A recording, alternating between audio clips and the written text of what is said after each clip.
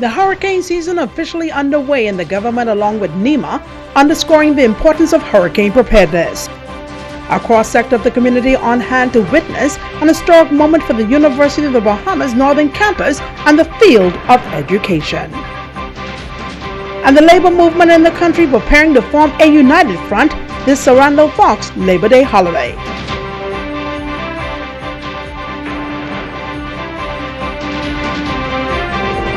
This is the Bahamas Tonight, the Northern Edition. Good evening, I'm Sabrina Brown. Thank you for joining us. Today marks the beginning of the 2017 Atlantic hurricane season. Late yesterday, the Minister of State for Grand Bahama in the Office of the Prime Minister, Senator Kwesi Thompson, held a meeting with heads of government agencies to get an update on their state of readiness for this hurricane season.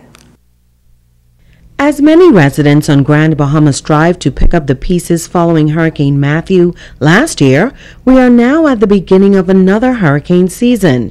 Minister of State for Grand Bahama in the Office of the Prime Minister, Senator Kwesi Thompson, is urging residents to be prepared. As we approach the 2017 hurricane season, Grand Bahamians everywhere must take the necessary steps and make proper decisions to protect their property and businesses.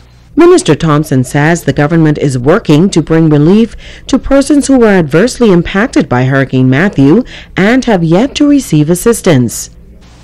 I am pleased to say that we've set Thursday, June the 8th and Friday, June the 9th as days in which we are going to be inviting the public to attend locations in East Grand Bahama, locations in West Grand Bahama, and locations in the city of Freeport district.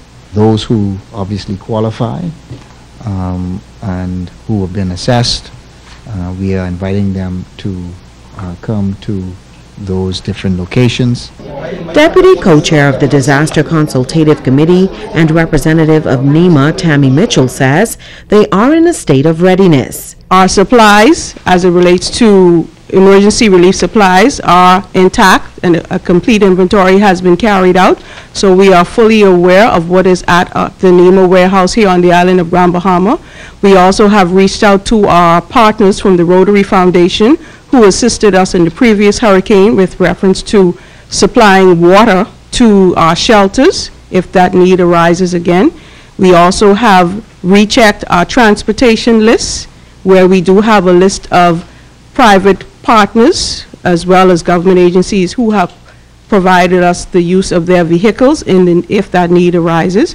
The Department of Social Services plays a key role before, during, and after a hurricane. Assistant Director Paula Marshall is appealing to all families to have an emergency plan in place prior to a storm.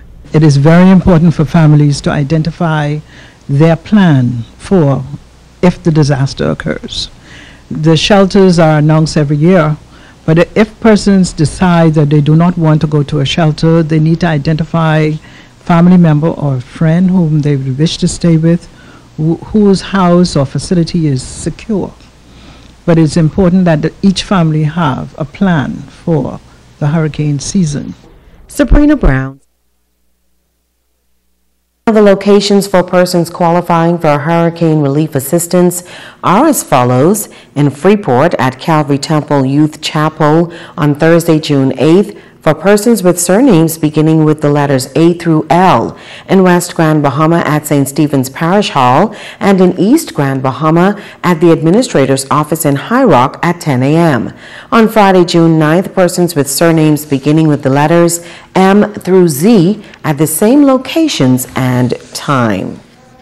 Meanwhile, forecasters at the National Oceanic and Atmospheric Administration Climate Prediction Center say the Atlantic could see another above-normal hurricane season this year. In this report, Kimberly Mullings tells us how one local business is helping residents to secure their properties in the event of a storm.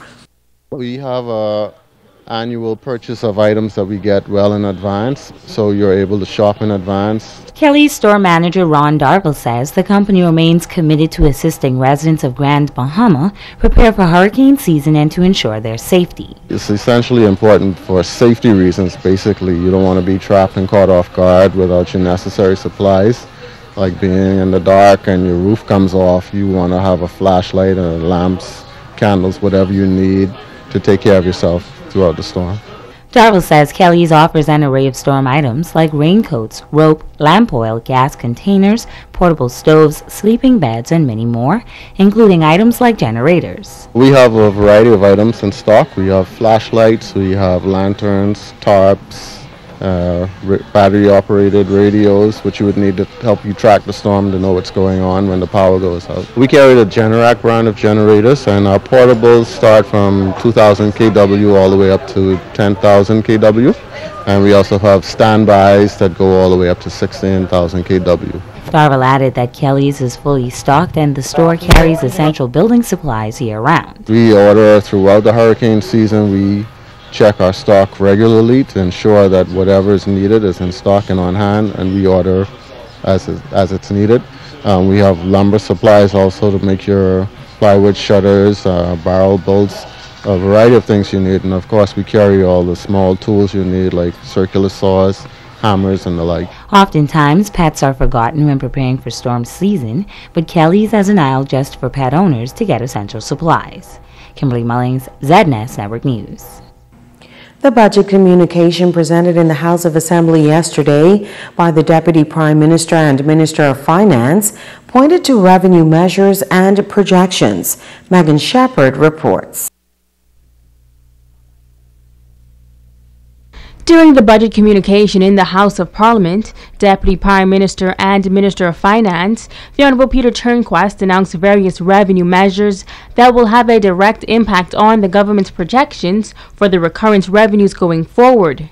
These measures include tax relief initiatives, but Turnquest says the extent of announcements of the relief efforts were severely constrained due to the grave fiscal standing.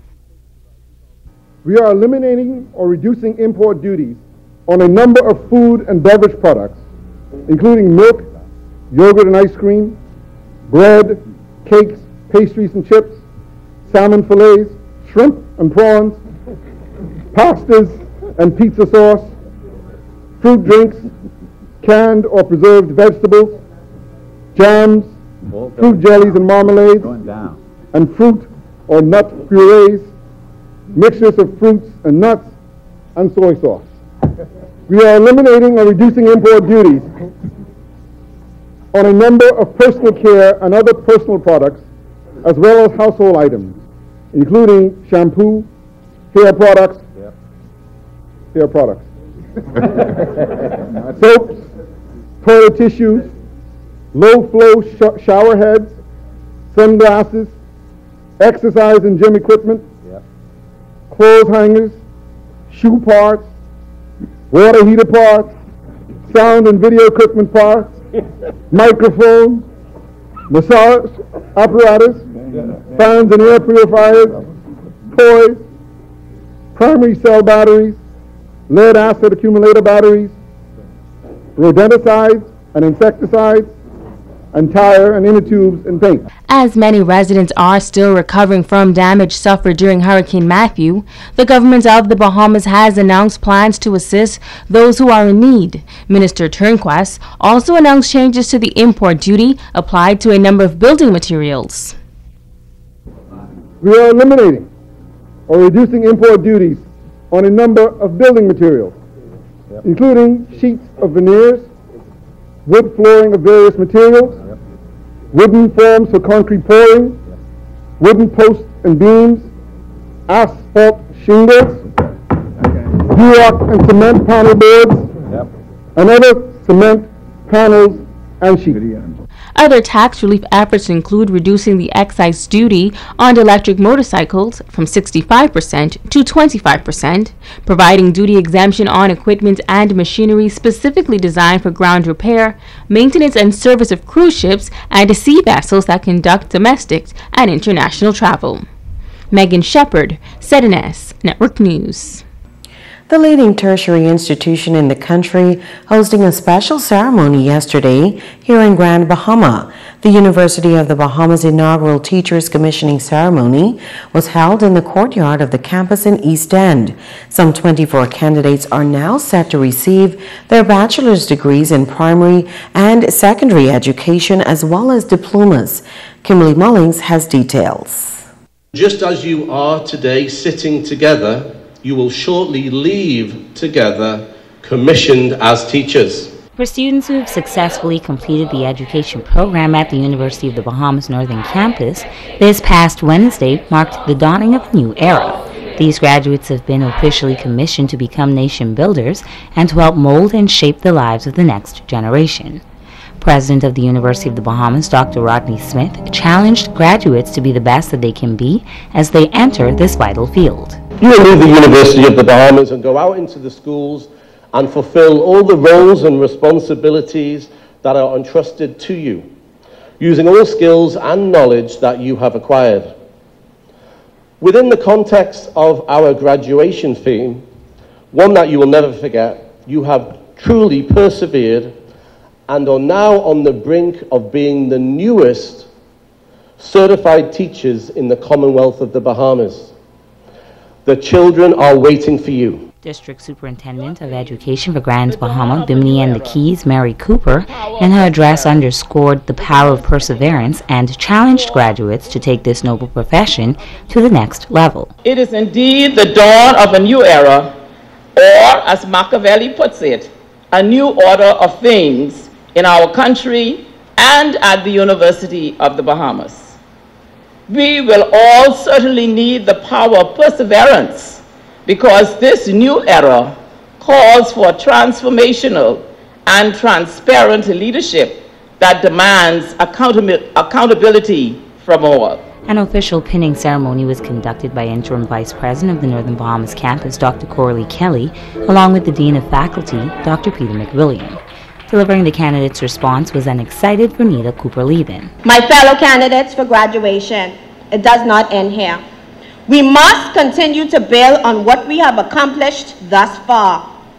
I challenge you all to take everything you've learned at this great institution, every experience, conversation, and lesson plan with you into the real world and make the best out of them. Kimberly Mullings, ZNAS Network News. This is Labor Week, and this Labor Day will be a defining moment for the labor movement in the country. This year, a joint march in the nation's capital and here on Grand Bahama will be led by the National Congress of Trade Unions and the Trade Union Congress in memory of the father of labor in the Bahamas, Sir Randall Fox. Area Vice President of the Bahamas Union of Teachers, Quinton LaRota, says the event will be sponsored in part by BTC. Had for the first time Labor Week that had a list of activities, one every day. And today we have a speech competition between the various high schools at the Bahamas Union Teachers Hall. And tomorrow is a night of labor where our honorees will be honored, is Rudolph Stubbs and Francis Friend. On Friday we have the exciting Labor Day March that will start at the Bahamas Union Teachers Hall and end here at the grounds of the PPSU Hall. And the march is not a very long one, but it's through the community. And we're asking all of the workers and union members to come out and show their support. Members of the various unions say it is an exciting time for the labor movement, and they are calling on Grand Bahamians to support the upcoming march. It's very timely, and we are elated to be a part of this year's celebrations, which is the BCIAW, and we're especially proud to have one of our own as an honoree, Mr. Rudolph Stubbs. I just wanted to say the taxi drivers, we were always apart from the beginning. We know the struggle. We want to send out congratulations to the honorees and Mr. Rudolph Stubbs. He believes he's my big brother. Miss Francis Friend, I know her real well. Again, we want to encourage these persons, continue to work on behalf of the workers. As we appear as one labor front, I am very, very excited, and I normally would march in Nassau, but I'm happy to be in Freeport and excited, and I've promised Brother Rudy Stubbs I'm going to push him in that wheelchair. And so we're here to have some fun with the members in Freeport. I would like to invite all the BPSU members to come out to the Labor Day March beginning at 8 a.m. in the morning. This year I'm so happy and pleased to see that we are marching together under one umbrella. So I'm encouraging all the members to come out and let us march for one common goal in solidarity. Police in Grand Bahama need your assistance in locating 23-year-old Lavanda Michelle Roche Burrows of number 15 Spinney Road, Freeport, Grand Bahama.